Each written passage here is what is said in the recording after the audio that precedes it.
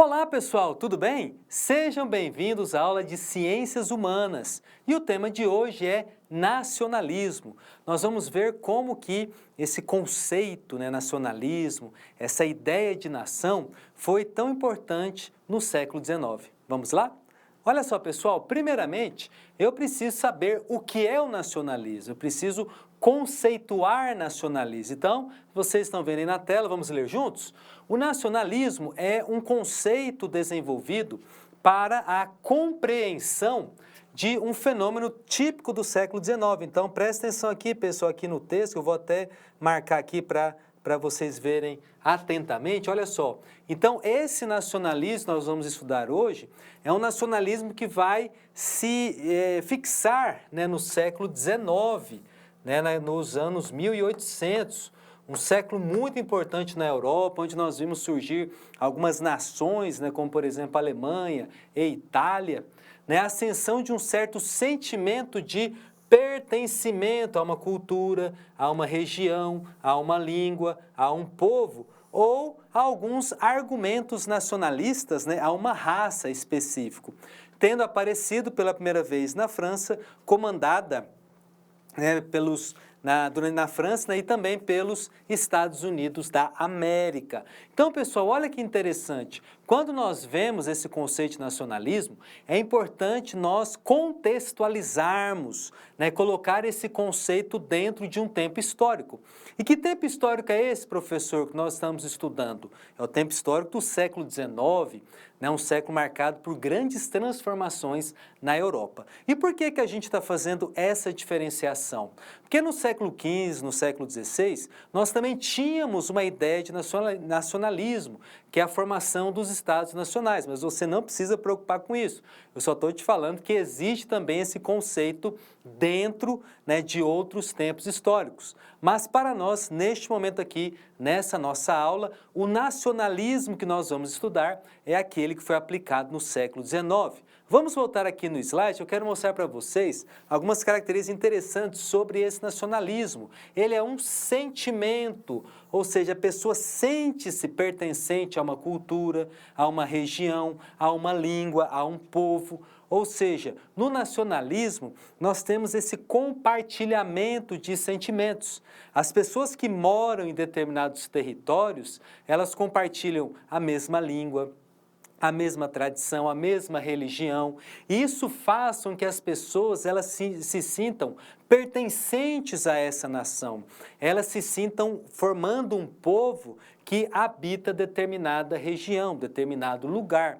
Então, o nacionalismo do século XIX tem este sentido, o sentido de pertencimento a uma cultura, a uma língua, a uma região, a uma tradição. Tudo isso vai fazer com que essas pessoas que moram dentro dessas nações, que compartilham desses mesmos elementos, ele tenham este sentimento. O nacionalista tem muito a ver com o sentimento, a pessoa ter esse sentimento de pertença a determinado lugar. Tá certo? Então, a primeira coisa que você precisa saber nessa aula é justamente o nacionalismo. Que nacionalismo é esse? Justamente esse sentimento de pertença. E isso vai fazer com que as pessoas também lutem por este país, por essa nação onde elas vivem.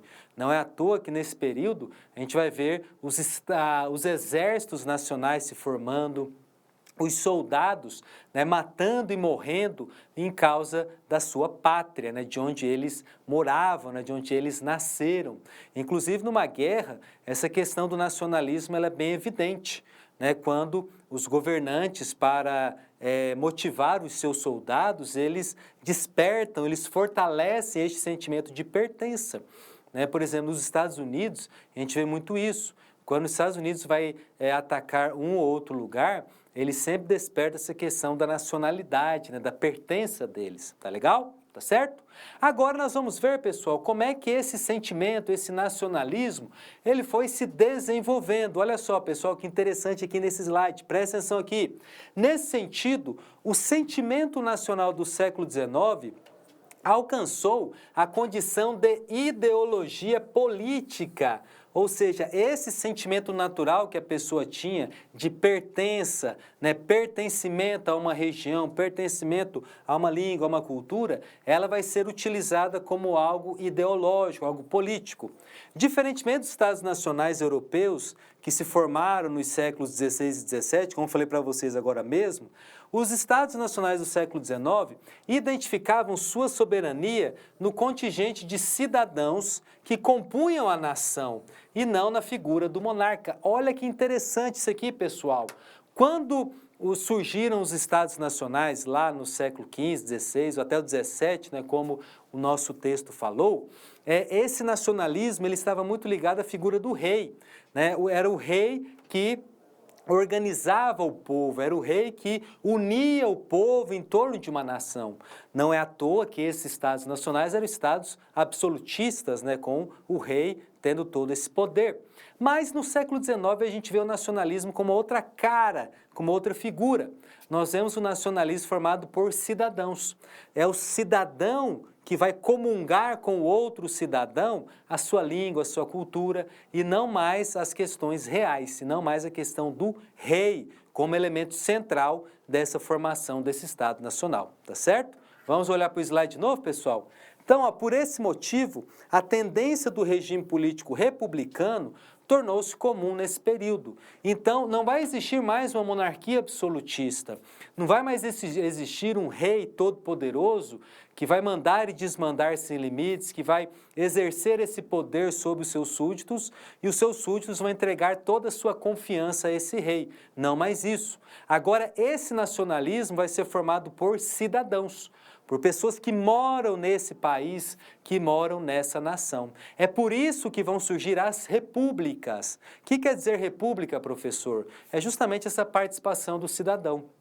O cidadão vai ter um papel ativo na formação dos governos dentro desses estados nacionais, tá legal? Então veja que o nacionalismo do século XIX, ele vai se desenvolvendo de uma forma diferente do nacionalismo lá do século XVI e XVII, como nós vimos agora mesmo, tá bom? Tá certo? Vamos continuar, meu povo. Então, outra questão do desenvolvimento do nacionalismo é justamente algumas características. Olha só, pessoal, aí no slide, vocês estão vendo aí comigo.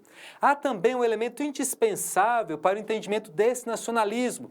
Que nacionalismo é esse, professor, que nós estamos estudando? Aquele nacionalismo do século XIX. Olha só, gente, a formação do Exército Nacional, como a gente falou, por cidadãos comuns e não mais por aristocratas, nobres, né, mercenários, como ocorria nos estados absolutistas. O que quer dizer mercenário, professor?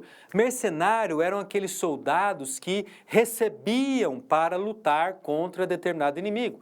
Por exemplo, vamos supor que um rei contrate mercenários para lutar junto com o seu povo, junto com o seu exército, contra determinado inimigo. Então, o mercenário ele não tinha esse sentimento de nacionalidade, ele ia pelo dinheiro. Ele ia porque, se ele lutasse, ele iria receber uma quantia de riqueza, uma quantia de ouro, uma quantia dos despojos da guerra, né, daquilo que eles lucrassem com a guerra. Não existia esse sentimento de nacionalidade. E entre os mercenários era muito comum eles desertarem, ou seja, eles traírem o rei da qual eles haviam estabelecido um contrato. Então veja que o mercenário ele não tinha essa obrigação nacional com o povo que ele estava lutando, era muito mais pelo dinheiro. Por isso muitas vezes você ouve a pessoa falar, nossa, fulano é mercenário, quer dizer que ele só luta pelo dinheiro. Às vezes você vê muito isso no futebol, o jogador que troca de time por conta de salário, fala, nossa, fulano é mercenário. Agora você entende a origem dessa palavra. Quando algum jogador troca um time pelo outro por causa de dinheiro e não pelo amor à camisa, você vê a torcida chamar ele de mercenário, agora você vê que é uma denominação histórica, tá certo? Então, pessoal, o exército agora vai ser um exército, formado por esse cidadão comum, por esse cidadão que compartilha com o outro cidadão a ideia, a língua, a cultura, a pertença. O exército napoleônico, por exemplo, foi o primeiro grande exército nacional. composto por pessoas que lutavam pela nação francesa e identificavam-se como membros de um só corpo nacional, de uma só pátria. É por isso que o exército de Napoleão Bonaparte foi um dos maiores exércitos da história. O Napoleão ele vai conseguir unir os seus soldados não em torno de si próprio, mas em torno da nação francesa. Nação essa que teve uma guinada histórica, com a Revolução de 1789 e depois com os acontecimentos que ocorreram no século XIX. Então o exército agora ele tem essa característica de fato nacional. O cidadão que compõe um exército era um cidadão que foi treinado para lutar em favor do seu reino, tá bom? Tá certo? Vamos continuar, galerinha? Então, gente, olha só, alguns estados nacionais do século XIX. Sendo assim, o nacionalismo desenvolvido no século XIX compreendeu um conjunto de sentimentos, ideias, atitudes políticas que resultaram na formação dos Estados-nações contemporâneos. Então, esse nacionalismo que nós vimos agora em nossa aula, ele vai colaborar e muito na formação dos Estados nacionais no século XIX. Por exemplo, da Alemanha, da Itália, que são nações que vão surgir nesse período, em que o sentimento de pertença a uma região vai motivar essas pessoas a guerrear contra outras, a defender a sua nação. Não é à toa que no século XX, na Primeira Guerra Mundial, por exemplo, essa ideia de nacionalismo vai ainda ter força.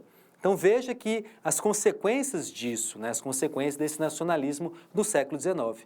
Por falar em consequência, olha só, pessoal, aqui na nossa aula, encerrando aqui a nossa aula sobre nacionalismo, algumas consequências, algumas eu já falei.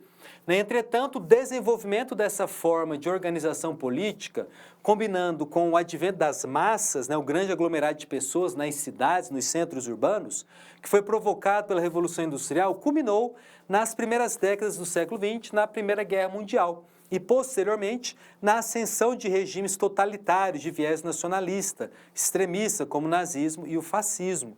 Então, veja que o nacionalismo do século XIX vai ter como consequência tanto a Primeira Guerra Mundial como esses regimes totalitários, que tinham esse nacionalismo como principal característica da defesa do nacionalismo, na defesa do povo, entre aspas, puro, que nasceu de fato ali naquela região, tá certo? Então, na aula de hoje, nós vimos a respeito do nacionalismo, vimos a diferença entre o nacionalismo do século XIX, que foi o tema da nossa aula, e o nacionalismo do século XVI e XVII. Acompanhamos o desenvolvimento desse nacionalismo e, por fim, nós vimos as consequências desse nacionalismo do século XIX, tá certo? É isso aí, meus queridos. Aquele abraço, fique com Deus e até a próxima.